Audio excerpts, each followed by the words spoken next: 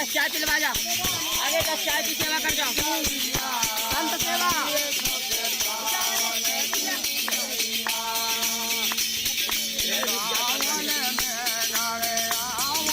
आगे चाय पिलवा जा काका। दोस्तों को आज हम आपको राधा रानी की प्रसादा में राधा रानी की रसोई के दर्शन कराएंगे, जहाँ भक्तों के लिए राधा रानी के लिए प्रसाद बनता है और भक्तों में प्रसाद बांटा जाता है।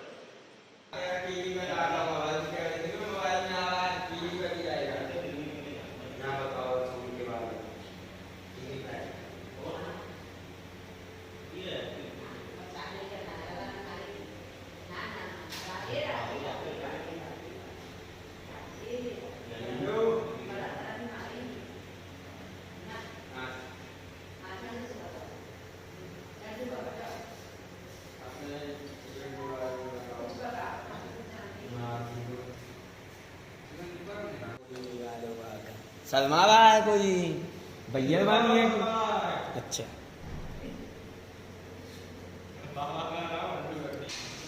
राधा राधा सभी भक्तों को, हम इस समय मौजूद हैं बरसाना के राधा रानी महल में, राधा रानी की रसोई में।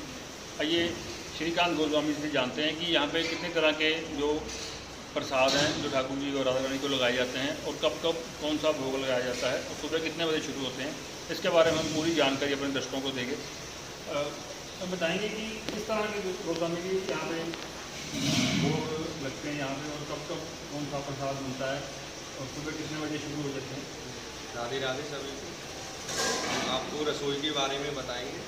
तो राधा जी की रसोई है, यहाँ से सारी सामग्री ठाकुर जी के भोग, जल, फूल, माला आदि सामग्री सब यहीं से जाती है। तो इसके बारे में आपको जानकारी देंगे। तो ठाकुर जी की मंगला आरती होती है सुबह।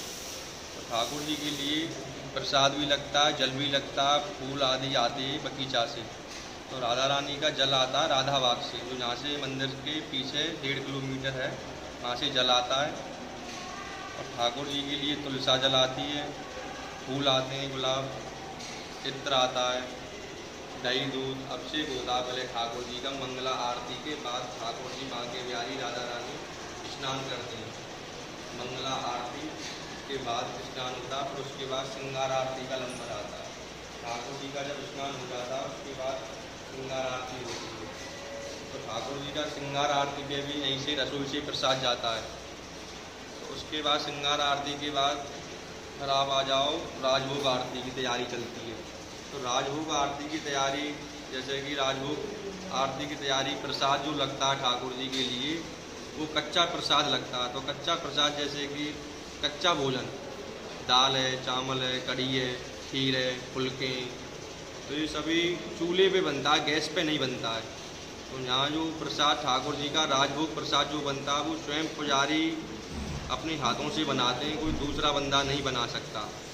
तो यहाँ 2 तरीक़ा के प्रसाद लगते हैं, कच्चा प्रसाद और पक्का प्रसाद। और जो कच्चा वाला प्रसाद है वो पुजारी लोग बनाते हैं, जो पक्का प्रसाद है वो सेवक लोग बनाते हैं। तो ठाकुर जी का ये रसोई है। उसके बाद आप आ जाओ संध्या आरती का प्रसाद। तो 5 आरतियों का प्रसाद यहीं से जाता है। रात्रि का शयन का प्रसाद भी यहीं से जाता है। शयन का प्रसाद को बोलते हैं पक्का प्रसाद। इसमें पूड़ी है, हलवा है, पकौड़ी है, सूखी सब्जी है, पापड़ है, और ये सब सामग्री इसी रसोई से जाती है। तो मंगला आरती में क्या प्रसाद बनता है? मंगला आरती में प्रसाद बनता है मट्टी के बर्तन में ठाकुर जी का खोआ, आपने सुना होगा मिठाई का नाम है खोआ। उसमें मीठा डाल के, इलायची डाल के, उसमें मट्टी के बर्तन में भर के, और ठाकुर जी का जो पात्र है उसको पूरा सजा के लड्डुओं से, मठरियों से, तो ये सारी सामग्री यहीं से मंगला भोग की जाती है। और उसके बाद मंगला आरती के बाद कौन सा भोग लगता है? तो मंगला आरती के बाद ठाकुर जी और वहाँ के बिहारी राधा रानी स्नान करते हैं। तो स्नान के लिए जल आता है, फूल आता है, इत्र, गुलाब जल, चंदन, ये काफ़ी चीज़ अभिषेक के लिए नित्य प्रतिदिन राधा रानी वहाँ के बिहारी स्नान करते हैं बरसाना मंदिर। तो बरसाना मंदिर स्नान करते हैं, फिर उसके बाद श्रृंगार आरती होती है। तो उसमें भी ठाकुर जी की प्रसादी जाती है, लड्डू है, मछली है, और भी सामग्री है, जैसे कि छेना की प्रसादी बोलते हैं, राजभोग वगैरह। और उसके बाद फिर कौन सा प्रसाद?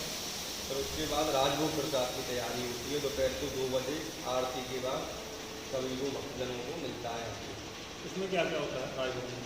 राजभोग प्रसाद में कढ़ी है, दाल है, फुलके हैं, सांभर है, चटनी है, पापड़ है।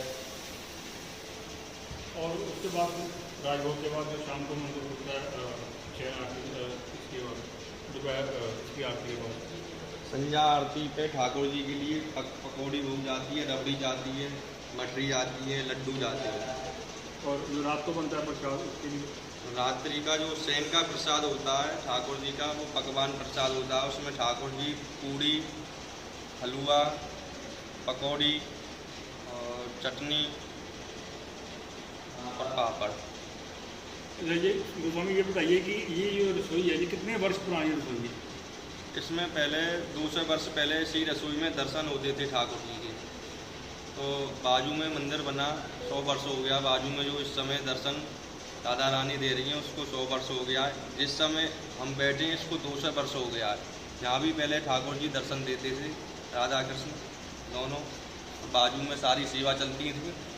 तो उस समय फिर कहाँ पे बनता था प्रसाद जब यहाँ पे ठाकुर दर्शन देते थे? यहाँ जब ठाकुर जी दर्शन देते थे तो बाजू में बना हुआ है इस तरह हाँ। तो उधर ठाकुर जी का सारी सेवा चलती है, आज भी चलती है। और जो पर्वत है ये जो राधा रानी विराजमान है, इस पर्वत को ब्रह्माचल पर्वत बोलते हैं। यहाँ राधा रानी स्वयं प्रकट हुई पहाड़ में से। नारायण भट्ट जी और नारायण दास जी दोनों गुरु चेला थे। उन्होंने तप किया, भजन किया। राधा रानी ने उनको सपने में बोला कि मैं इस जगह हूँ, मुझे यहाँ से निकालो।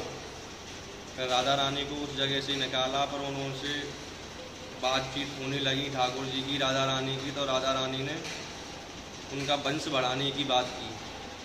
तो उनके जो नारायण दास जी के जो चेला थे, गुरु चेला, तो उनकी चेला की शादी करा दी गुरु जी ने।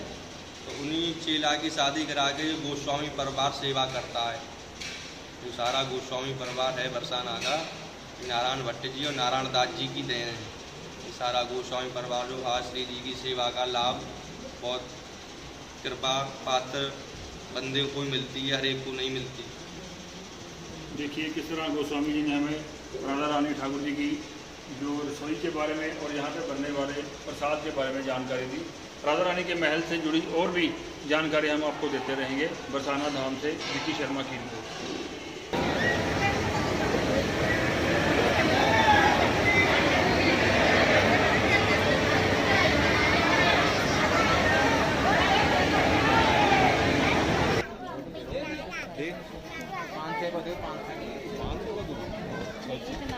नहीं हमारा अच्छा होता है।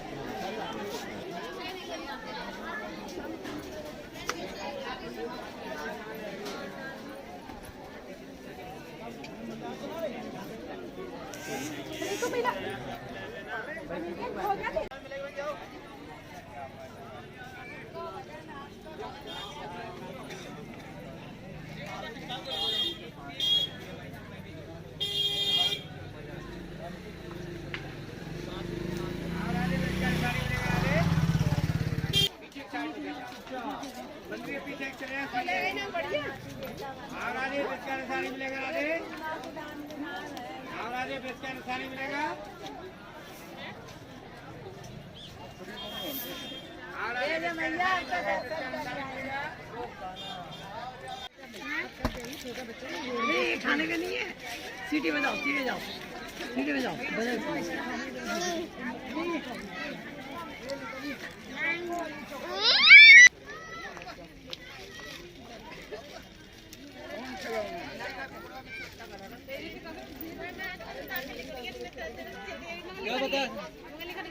क्या बता रहा हो ना।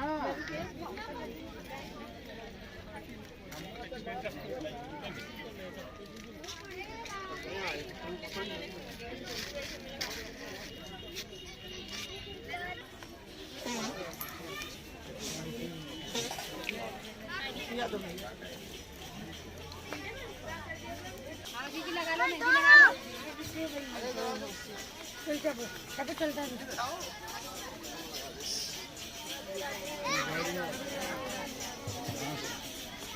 ज़्यादा लोग वापस आ रहे हैं।